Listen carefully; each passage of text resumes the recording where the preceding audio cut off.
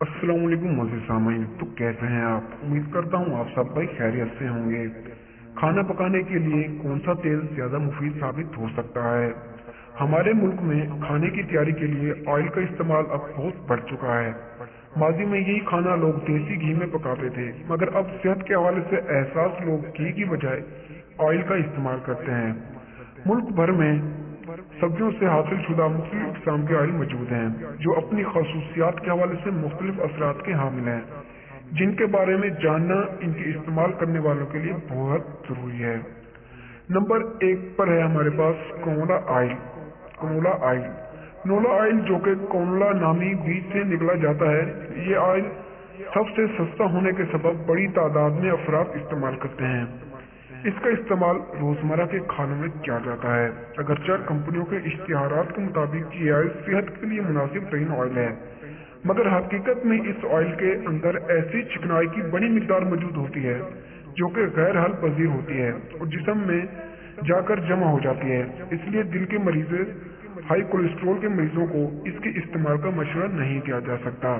यह ऑयल जिस्म में वजन के इजाफे का भी सबब बन सकता है। नंबर दो पर है हमारे पास सूरजमुखी का ऑयल। ये तेल विटामिन ई से भरपूर होता है। इस वजह से ये जिस्म से फासिल जहरीले मादों को खारिज करके नीले खलियात के बनने में मददगार साबित हो सकता है। इसके अंदर ऐसे अज्जा होते हैं जो जिस्म के अंदर ऐसे अज्जा के खात्मे का भी बाइस बनता है, जो कि किसी भी किस्म की सूजश का सबब बनते हैं। नंबर तीन पर है हमारे पास सोयाबीन का तेल।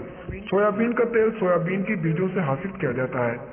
इस तेल के अंदर विटामिन ई की बड़ी मिकदार मौजूद होती है। इसके साथ ये तेल जिस्म के अंदर से कोलेस्ट्रॉल की मिकदार को कम करने का भी सबब बन सकता है।